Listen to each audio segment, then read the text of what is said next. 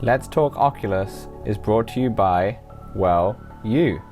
If you want to know how to support the show, go to patreon.com/playtestvr.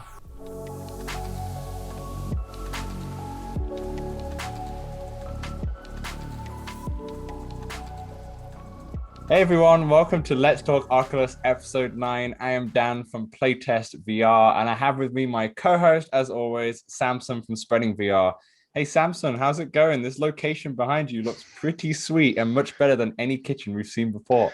Oh yeah, keep the viewers on their toes today. I moved into my friend's living room. Quite nice. And actually I played some VR in those chairs and it is very comfortable.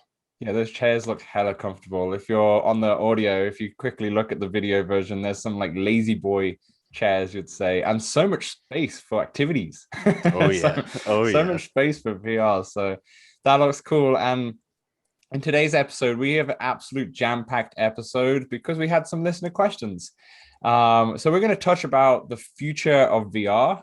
We're going to recommend some Quest 2 accessories because we did have a listener who recently bought a Quest 2, so is looking for some accessory advice.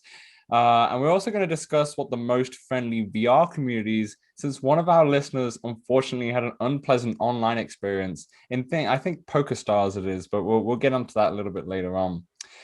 Samson is also going to talk a little bit about the game Audica, and then we'll wrap up with talking about Demeo, the Rat King expansion. I finally got Demeo, which is awesome, and Chess Club as well.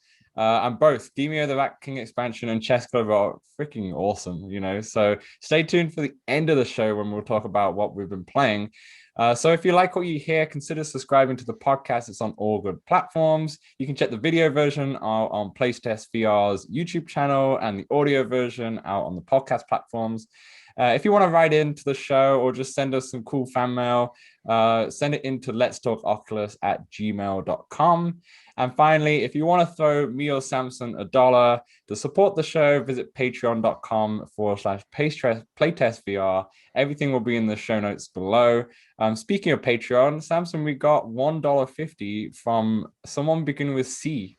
The name is just C. The name is just C. I emailed him or her saying, thank you so much. I don't know what your name is, but I got no email back. So it's just some anonymous lover who has sent us $1.50. So whoever you Well, are, thank you very much for your support. That will buy me a nice bottle of water in this heat wave. many thanks. Many thanks. All right, Samson, are you ready to dive into some listener questions? Oh yeah, let's do it. Sweet. The first one comes in from William Baudet. Now, apologies if I got your last name wrong, but William Baudet, he says, what would you like to see for the future of virtual reality? So I would say let's keep this kind of short term in a way. Like, what would you see in the next few years on how VR is going to develop and what it means to the industry? Mm-hmm. All right. Well, this is sort of like throwing darts in the dark here. You know, but eventually I'd love to see VR headsets be as common as computer monitors or televisions in households. I'd like to see it grow hand in hand with AR tech as that continues to develop. It's very much like the Wild West right now. It's like I liken it to the very early stages of the internet, and like rules and norms are still being set. And so I expect in five years or so, those will be a bit more normalized. And honestly, I just really hope it just helps out in life, like with education, medicine, traveling when you can't travel, those types of things. And of Yeah, course, games. Of course, games. Of course, yeah, games. don't forget about the games now. I completely agree with you on that. I would say that it would potentially replace monitors. I've already seen the Anchor Oculus Quest 2 dock, which looks pretty sweet. That could be a cool setup as that's just on your desk and that is your like monitor. But I also think that it could replace potential TV screens in the future, not for like the mass audience, but I think as apartments get smaller and smaller and more pricier and pricier, having just a VR headset that you put on, and that's your big 150-inch screen and such like that. The Euro 2021 soccer tournament, or football, as I would say in my country, is going on right now. And to have something like that in VR so you can connect with different fans, I think that's massive. And I really see it pushing to that, but I think that just rests on a potential competitor for Facebook at that price point for it able to take off. Maybe PSVR can do something in that space, but yeah, I think that could be the VR future. It depends on AR really. I don't know if AR is going to be AR. I think AR is going to be its own thing, but I feel like they can both live side by side. VR will be definitely a more immersive experience, and AR will be just something you can add to your life, say like a smartwatch in a way that you just want to add different features. So um, it's a hard question, isn't it? Because like you said, it's throwing darts. Oh, it's trying to find a needle in a haystack in a way. It's I feel like this could be a big topic to discuss on just a podcast alone. But for now, I would say I really wish that a competitor comes out for the Quest 2 so we can have more like healthy competition. Because I think that's when all the games and the experiences will grow. I think the first thing is just to get into people's hands. We need more VR users out there, Definitely.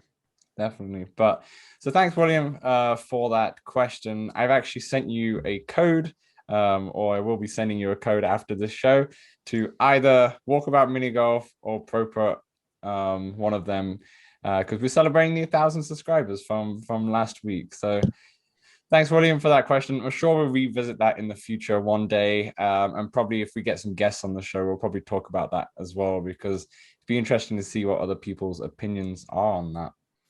The next question is a very specific question in terms of streaming games. This is from a person called Fat Fairy Fitness. Fat Fairy Fitness says, I have the Oculus Quest 2 and I want to live stream myself playing games. I see so many people do it, but what would be the best way to get it done? I cast to web browsers, but it is so laggy and unbroadcastable. Now, this comes on the V30 update, which they removed the actual Facebook Live feature from the actual headset. So for me, I don't know anything about this, but Samson, you have a few notes, right, on this topic? Yeah, so as you know, I'm spreading VR, so I have done some live streaming in the past. The easiest way used to be, as you mentioned, the Facebook Live feature, but they've removed that for some godforsaken reason. So what I use now is Streamlabs OBS, and that goes right to YouTube. I think a few important things to keep in mind are you need fast internet, perhaps a dedicated router just to use with your Quest, and or perhaps Wi-Fi 6. Those are all things that could potentially improve the quality of the casting. But if you want more specifics and a real tutorial on how to do it, Mike from Virtual Reality Oasis recently put out a video on how to do all of this about 2 or 3 weeks ago, and we will link below. Yeah, definitely. We'll link that below. With that Samsung, with your setup there, are you wirelessly connecting the Quest to your computer as well, or are you plugging it in? I only play PCVR via virtual desktop. Oh, okay. So everything is wirelessly. So oh, that's nice. That's a nice little feature if you don't have one of those link cables. But yeah, just like Samson mentioned, we'll put in the link in the show notes. Sorry, that link from Mike VR Oasis. I believe also Gamertag came out with one like a year ago talking about streaming as well. So I'll put a link in the show notes for that one as well if it's slightly different or something more tailored to what you want, Fat Fairy Fitness. I keep saying princess. It's a great name. It's a great name, though. Fat Fairy Fitness. Yeah, but thanks for subscribing. Once again, I'll also send you a code to one of those games. I'll be sending a code to all 4 of these people who sent questions in to celebrate 1,000 subscribers. Woo, woo, woo. So the next one is a bit of a long question. This is from Kimberly Fluke. Kimberly says, I have received a Quest 2 in February. I immediately started looking at your content that will help me choose great games and experiences. Yours was one of the first Quest programs that I found. I really enjoy watching your YouTube videos, both gameplay reviews and Let's Talk Oculus, and you've convinced me to purchase quite a few games. Well, thank you, Kimberly. On that note, that's really beautiful of you to say. She goes on to ask the question, and she says, "I like single player games a lot, but lately have begun to be interested in multiplayer experiences. As you speak so highly of them, I feel like Samson's the one who speaks the most highly of them. He's all about that. He's all about that multiplayer. He says, I'm not sure about random multiplayer matchups on most games. My husband is not into VR as me, so I need more people with whom to play some games, which will be better for more than two players, i.e., Demeo or Walkabout Mini Golf, for example. Samson mentioned Elven Assassins. There's a nice community on last week's episode. He said there was a lot of females on that community. He says, are there any other games that are known for that? So known for like good communities. She goes on to saying, unfortunately, that she's tried a few games of multiplayer, but she's found like many games like PokerStars VR seems to be unpleasant experiences when matchups are purely random. I do enjoy Beat Sabers online, but they are controlled and no one's talking between players. So that's a good question, actually. Samson, I feel like you probably will know a little bit more about this in terms of what would be the nicest communities. Before you go, though, Samson, I just want to mention with the unpleasantness, I feel like what I've experienced in VR as well, Population One is a terrible game for that. There's a lot of racist, there's a lot of sexism. Every time I jump into that game, it feels like it's coming from kids who are like 13, 14. It's really unfortunate. So if that's what you don't like, I would stay away from that, or have your own little group that you go in and you only talk to them. And I would just throw you a game that I really had great times, and that's Walkabout Mini Golf and Pro Putt. Both of those games I've played online with random people, and I've always had great conversations with them. Oh, and the 11 table tennis game as well. It seems like those three games, for me personally, always had a great experience. But I'll leave it to the multiplayer master to give you some more thoughts on that.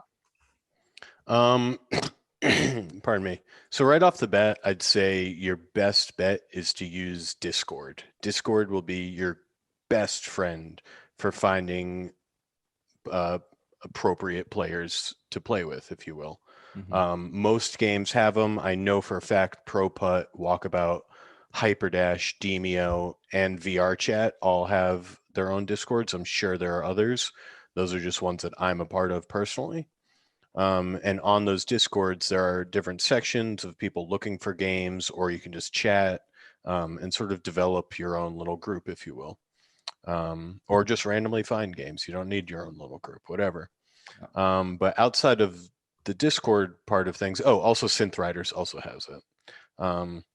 Even actually, if you join like Gamertag VR's Discord, you can find and people to play with there as well.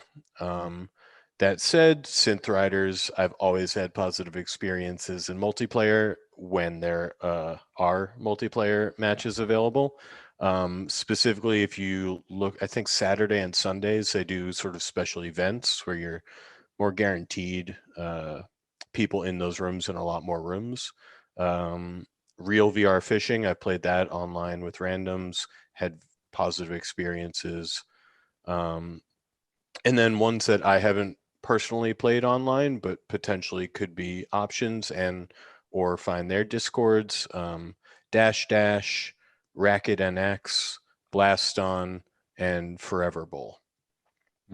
Yeah, they're good suggestions. She says she's looking for new players, so I sent her an email this morning actually asking if she wanted me to share her Oculus name, and she said yes. So I'm going to put her Oculus name in the show notes and the description of the video. But her Oculus name is Kimi Kai 42. For the spelling, just look in the description for that. I'll definitely add you, and I'm sure Samson would too. She says a few games that she has or considered buying was Beat Saber, Rec Room, Forever Bowl, and Walkabout Mini Golf. And I think she has them, sorry. And then she's considering buying Demeo. And we'll talk more about Demeo later on in the show. So stay tuned for that, Kimberly. But yeah, so that's her username. So I'm sure I'll add her, Samson. I'm sure you will. And if anyone in the VR community that who listens to this show wants to show Kimmy a good time on VR, then add her on there. So Just thank you. just in regards to the Rec Room, I think that could be an experience similar to Poker Stars. Mhm. I've had very good experience in Rec Room, but I've also heard uh, use some racist and Yeah. homophobic comments for sure. I think it seems to be the games that are a lot of kids Free, play. yeah. And a free, yeah. That I think like with the Population One Mm. example, I got Population One on day one when it came out, and from that first day, because there's even though you're in a group of three, it's been a while since I played that game. Everyone's so much better than me, so I stopped playing that game. But even though you're with your three, I've always found when I've paired up with some random people, because I don't really know anyone who plays that game, I've never had a problem. But the thing is, before you start the game, you're in this like open world part where everyone's just around each other and is waiting for the game to populate and waiting for the game to start with all the players joining. Everyone can talk to everyone and that in that sense, and it's terrible. It's really bad. Really put me off the game. So I feel like maybe that VR chat could probably be the same as Rec Room, right? Hmm. It's definitely going to be a better experience if you find friends, you find community. So yeah, hopefully you can get more VR friends Yeah. via our little shout out there. And I'll probably jump into you to play Demeo soon because Samsung's going away, so I need somebody. But thank you so much, Kimberly, for your question. I believe I already sent you the code to Synth Riders, so enjoy Synth Get in Riders. that It is multiplayer. get in that multiplayer. It is Samsung's probably his favorite game, definitely. I love Synth Riders too. It's so much fun. So definitely jump into that, and you're gonna have a great time. And then moving on to our final question, and it comes from a subscriber called Surinder. He just bought a Quest 2 last week, and it's actually his birthday today on the day we're recording, July 1st, his 50th birthday. So happy birthday to him. And he comes out with a question saying, what are some accessories that you recommend for a new Quest owner? Uh, I have a few accessories, Samson. I know you have a few as well. We'll probably differ on the accessories, but for me, I would probably say get a VR cover because they are super comfortable. There's a little faceplate that you put on your Quest. The one that comes in it's okay, but it's much better because it's like a memory foam padding, and it comes with two in the box, and they're not expensive either. I think he's from the UK, so I think they're around £10 or something like that. They're not expensive at all. I would definitely recommend that myself. I would definitely recommend a better strap. Personally, I use the Elite strap, which I love and haven't had any problems with, but they could potentially snap, as Samsung realized a few weeks ago. However, they are doing a long warranty for it. So if you just want the official strap, I really like the Elite strap personally. And for one more, I would probably. A lot of people are divided with the Quest 2 carrying case, the official one. But personally, I really like it just because it's different. It's not just a standard black case like every other tech thing has. It's got like a nice little, it's like a gray fabric type finish on the top. But I really like that case because obviously I've packed my Quest in that because you don't want to leave your Quest out just in case sunlight hits the lenses and ruins it. So I definitely like the Quest 2 carrying case. It's that and the Elite strap is what I bought on day one. And it's actually right next to me now, charging my Quest inside, charging while I'm connected it up. So there will be my three picks: the VR cover, a different strap. I'm sure Samsung has a thought on that in a second. I would personally recommend the Elite strap and the official Oculus Quest 2 case. Samsung, what do you think? All right. Well, I've definitely gone probably too far in the accessory department. And honestly, it really just depends on how much you're willing to spend on comfort. And for me, comfort really had no limits. I want this thing to be as comfortable as possible. And so, with that said, I'm going to start with like not what I think you necessarily should get, but what I find to be the best personally, and then I'll move on from there. So, personally, the most comfortable I've ever had is the DOS audio strap, and you can see if you're on the watching us on YouTube, I'm showing it. It's got headphones and 3D printed little attachments where it just clips in. It is quite expensive though, so probably don't recommend this for everybody unless you have the disposable income for it. And then you can see on the back, I have my VR Power external battery, which I also absolutely love. It adds about 8 hours. I just like don't even think about battery time anymore. That's great as well, especially if you're playing a game like Demeo now that you're going to be in there for 3 hours. And yeah, I assume sorry, I was about to say, I assume with the battery pack, it distributes the weight quite well as well. yes, yes. I also love the battery as a counterweight. But yeah, the DOS audio strap is actually the only one I use for Demeo because I used my Halo strap the first time I played, and about 2 hours in, it got reasonably uncomfortable just like looking down. But I do really like my Halo strap as well. And that's definitely far cheaper than the DOS audio strap. Yeah. Anyway, going into what I think would be most important and really like kind of must buys is get rid of the stock facial interface. It is crap, complete crap. It feels like egg foam or something. Anyway, I recommend getting either, as you mentioned, VR cover facial interface or AMVR. I've heard very good things about that one, though I have not tried it. Next up would be the controller covers. These are like knuckle grips, and so you can hold your controller and kind of let go of your controller, if you will. Yeah. And just really helps with immersion, and they're quite comfortable.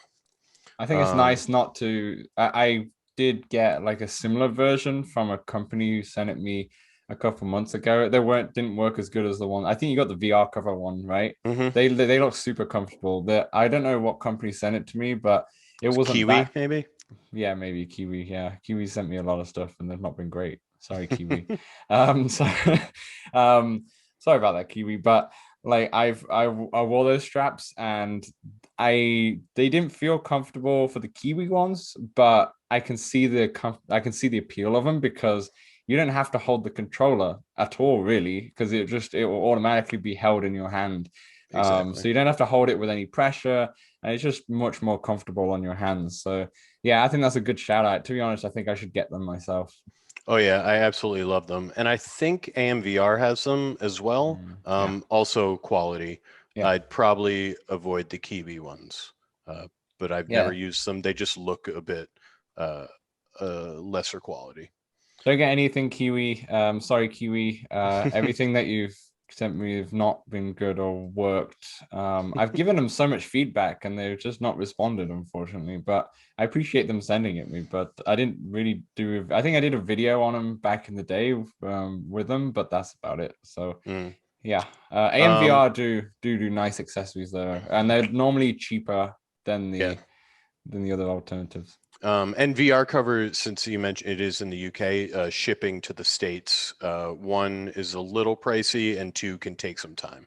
Yeah. They also, VR cover offers silicone covers, which I also very much recommend, except perhaps instead of getting their $14 ones, as we mentioned, you can sign up for Supernatural free for a month, and they will send you a little free silicone cover, and then you can cancel. That's exactly what I did. Yeah. And I think that's a pretty great strategy. Yeah. And who knows, maybe if you like Supernatural, you'll keep that subscription too. Yeah. We don't have to, I won't tell everybody to rip them off. On that though, to be unfair, because I feel bad for saying that, but I didn't get Supernatural for the cover. It just happened. I remember getting it because I wanted to test it out, and then they were like, "We're gonna send you a cover," and I was like, great. And they're doing that for most. I think eventually they're going to stop, and it costs $5 US for that cover, so it's super cheap anyway. But at the moment, because everyone's like a founder, because it's so new, you get the free cover, and they take like 4 weeks to get there. But hey, it's free, so yeah, it's good for complain. It's good. Having a silicone cover is good for sweat, especially if you're playing Thrill of the Fight, which is one game that I really recommend. or synth riders, or any of these games that are going to make you sweat, a silicone cover is going to be the best for you. But if you just want for pure comfortability, I would definitely still say the VR memory foam cover is going to be great for long play sessions that For you're not sure. really going to sweat on. For sure. So yeah, those are the two that I would push first is the head strap, as you mentioned, and there are several options. The Elite strap, I loved the Elite strap when I had it until it broke. Yeah. So look, it broke on me. I ain't gonna recommend it anymore. But the Halo strap, and actually, I think AMVR released a sort of oval, sort of not plasticky, but kind of grip. And I don't know, but it attaches to the stock strap, and I gave it to one of my friends, and he said it helps greatly. Like it helps keep it in Okay. place. So that could be also a cheaper alternative to still use the stock strap, but just mod it just a little bit. But yeah, the controller grips, facial interface, head strap, top three on my list, and then not very far behind fourth would be the battery pack. Like Yeah. I use VR power from Rebuff Reality.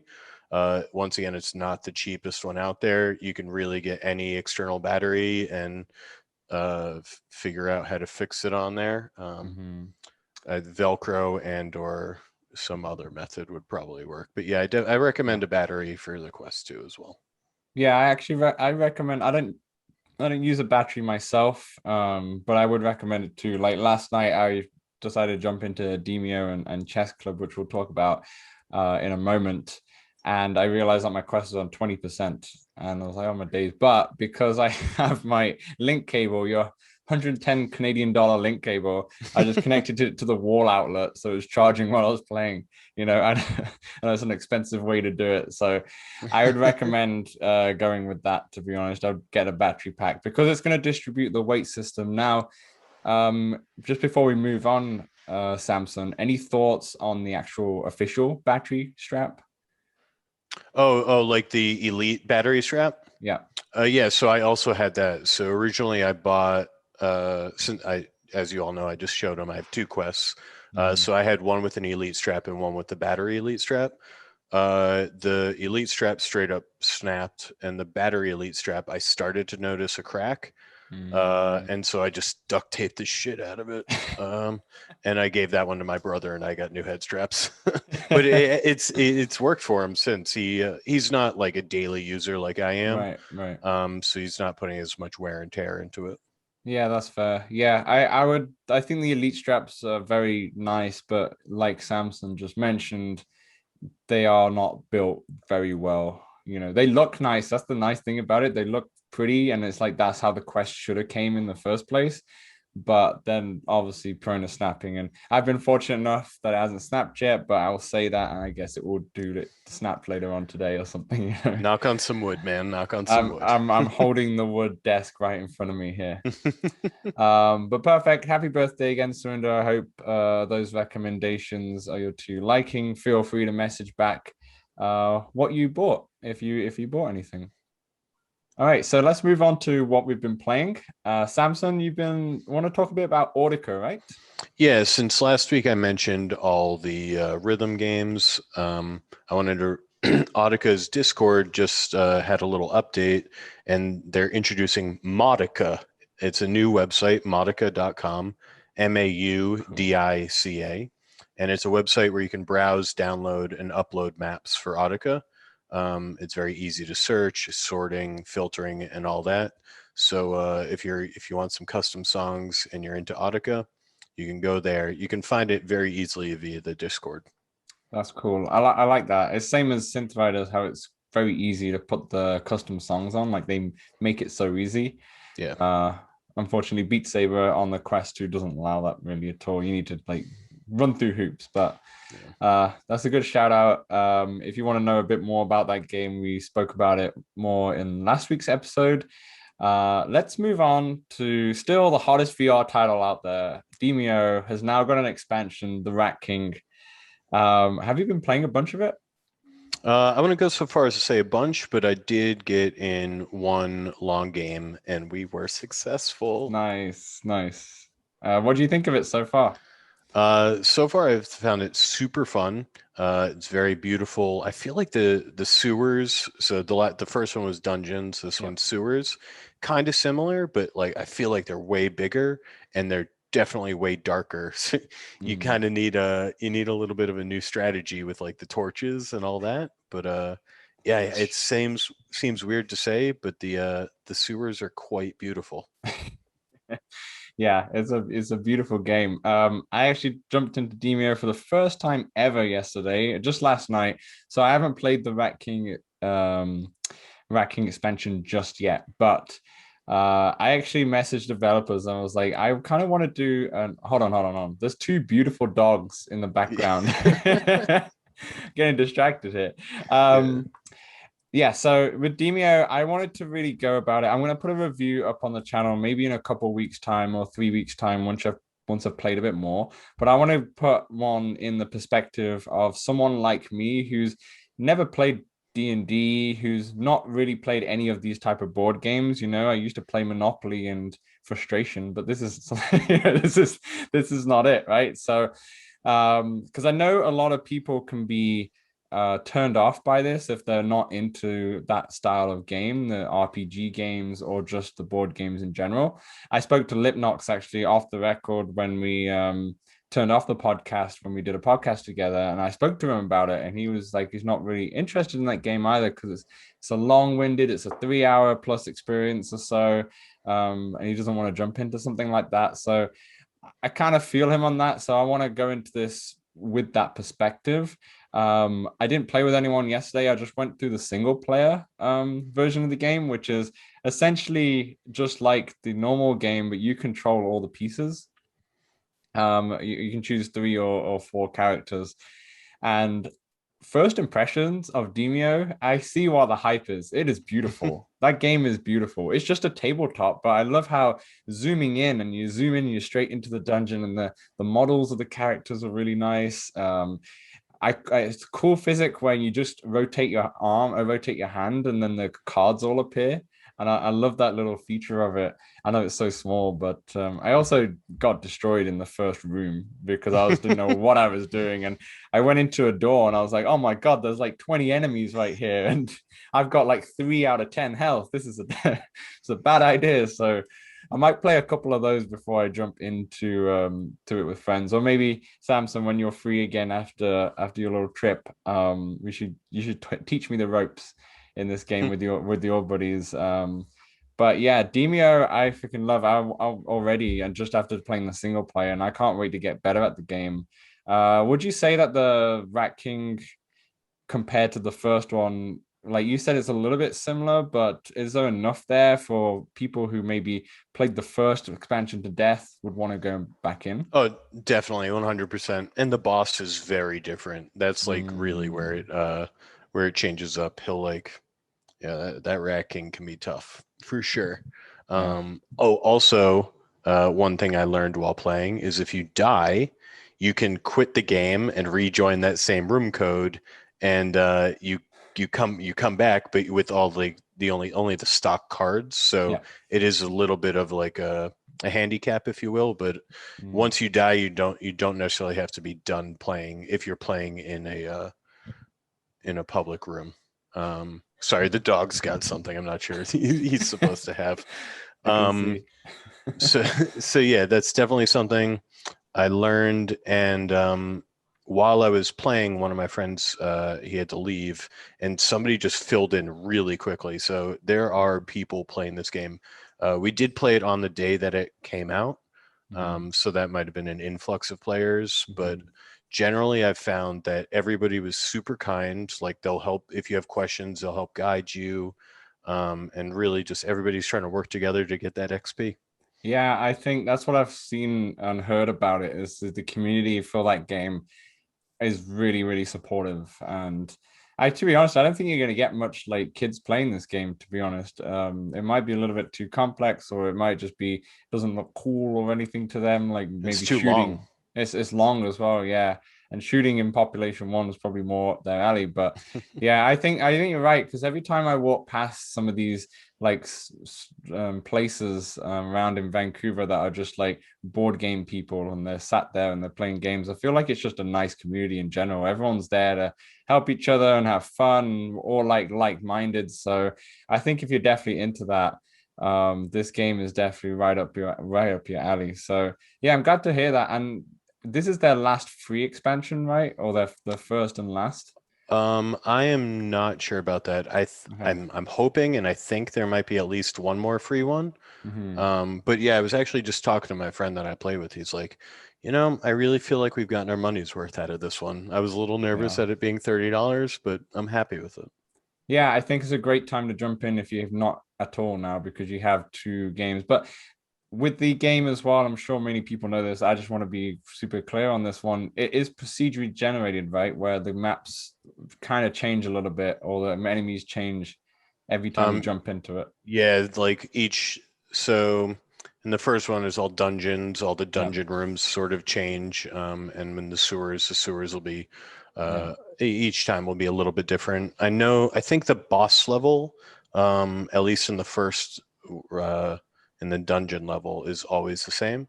So I'm not sure if the Rat King, if his third level is always the same, also. Okay, but a little bit fresh of experience each time Yeah. you jump in.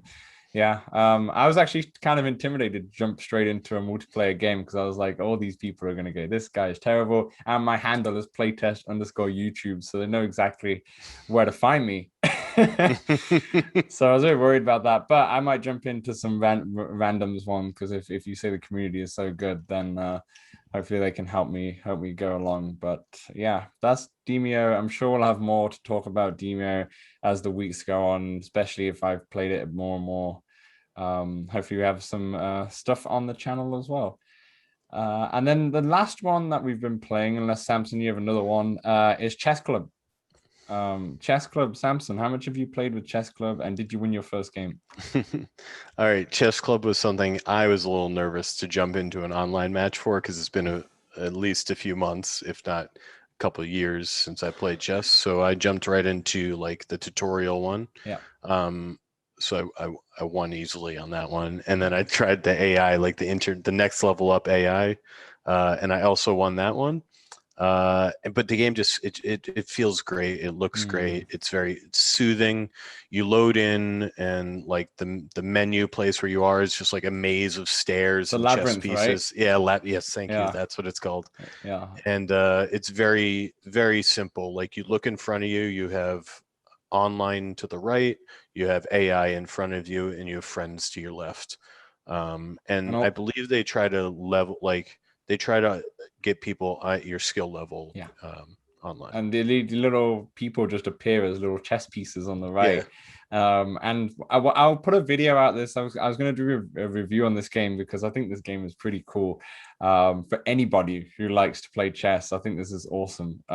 Should come out like hopefully next week, and you'll see in that with the menu system is just like a labyrinth of stairs and chess pieces, and it just looks so nice and therapeutic in a way. Yeah. And yeah, I think the what they've made is beautiful. um all the chess pieces are interactive, so say the horse, you try and take out a pawn, the horse person just kicks the pawn in the face. The queen has like spells. I actually think this is gonna have loads of potential if they can have like, I don't know if they can ever get to the stage of having partnerships with different franchises. Like imagine if there was a Game of Thrones Hmm. expansion on this one, and then you have just the Game of Thrones characters or all the pieces, or something like that. You can have a Robin Hood one, you can have a, heck, you can even have a Star Wars one and such. That's if they have the budget to and get those partnerships to work. But even if they don't, even if they have just different themes of pieces in the future, I think that's going to be a massive appeal. I think the only thing that I wasn't too keen on right now, unless I was just missing it because I only played the one game yesterday, was that sometimes the pieces move a little bit slow in I terms of was how they thinking the walk. same thing. You're thinking the same, like with the horse, and we're not actually not with the horse. Every single piece walks, um, and I kind of wish that they did something different. Like I wish the horse kind of galloped the horse person kind of galloped, or the castle kind of slid across, or the queen kind of like floated across, because she's like a wizard in a way. I wish they had a little bit difference in terms of movements, but they all just walk, and they do walk quite slow. But I don't think there's like a little fast forward. Like I was pushing the buttons, thinking I could just speed up the little walking, but it didn't really do No, anything. I tried to find a menu where I could turn off animations, Mhm. but I could not. But I did. So there is like a normal chessboard, chess pieces that you can play. Mhm.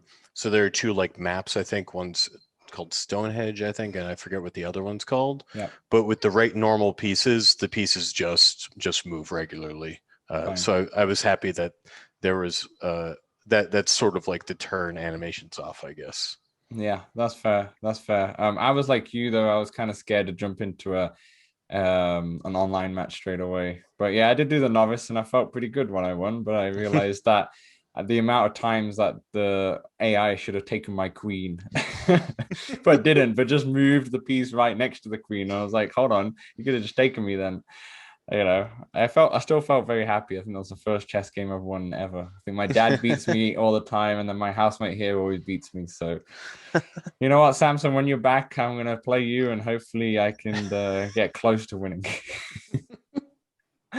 Sounds good. But yeah, Chess Club is really good. Just after first initial impressions, I would say it's a very good game to buy. It came out today as we're Hmm. recording, July 1st. Do you know how much it is? 10 or 15. I think 15. 15. Yeah. Yeah. I think it's a solid game if you like chess, but obviously I'll have a proper full review out soon. And Samson, any other games you want to talk about? Yeah, so also what came out today, July 1st, is Madrid Noir, Mhm. which is, I know last week we mentioned some video experiences. It's much in that vein. It's like a movie with Mhm. a little bit of interaction. And it's about a little girl and her little dog, and she explores the streets of Madrid. Um, and it's sort of told in a series of flashbacks. I will not spoil anything else. And it clocks in at about 45 minutes or so. Nice. I very much enjoyed it. I recommend it. I think it's $8.99. Uh, I think that's a pretty solid price for it. And Mhm. once again, these video experiences are a great way to get new people into VR. Yeah. But it was just all around very beautiful. Is it Um, a interactive experience or just like a film in a way? There are various interactions. At one point, you get a flashlight Mm, and a camera. Those are two instances where okay. you're really interacting. Yeah. And then before we end the show, on I think Upload VR interviewed the lead developer of Walkabout today or Mhm. yesterday, and just a few things that I learned about it is Walkabout started as like an iPhone type of game, and it will be coming to iPhone and Androids Oh wow. with complete crossplay with PC VR and Quest. The PC VR just went into beta, I think, just starting today. Hmm. And oh, and there's going to be one more free map. So the base Sick. game will be 8, and Yeah. then there'll be a DLC with 3 maps. Oh man, I'm buying that DLC first Oh thing yeah. ever, with Oh three yeah. extra maps. Wow. Was there any timeline for those or anything? Not that I recall. Okay, that's cool. I mean, they just came out with the map, so I assume that maybe another free map might come out in the fall or for September or something, and then maybe DLC will be like a Christmas thing. Yeah, They might bundle it in at a discounted price or something potentially. But yeah, that's always exciting. Walkabout Mini Golf um, is one of the best games I've played on VR, and it still is. It still for holds up. sure. And it still holds up. Even if you don't like golf, you're gonna love that game. So thanks for the Walkabout update. I'm always excited to hear about that. And that is it. So thanks everyone for watching or listening to the show. Next week we might have something a little bit different. Samson is on a road trip, so we might not be able to come on to the show, but I might just do a solo one or see if we can get a guest into the show. One shout out I actually wanted to do is the VR Verdict podcast. They today, as we're recording July 1st, so as you're listening, this has already happened, but they are having their first ever podcast in VR. They partnered with a team, so they're going to deliver the podcast in VR. Samson, if you want to check that out, I think it's at 5 p.m. CST or something. Like, that sounds very cool. Yeah, so in like an hour or two from for us. But yeah, for I think you'll be able to catch it on demand, and I think every Thursday they're gonna do this VR like actually in VR. So it's gonna be a fun one. I was on that show maybe a few months ago, so it'd be cool if we get on that show again, me and Samson in VR. That'd be a cool thing. But yeah, shout out to the folks over there. They're always doing great things. And yeah, that is all. So thanks very much for listening and watching the video. I've been Dan from Playtest VR, and we got. And I've been Samson from Spreading VR. Awesome. Thanks, guys. We'll see you in next week's episode.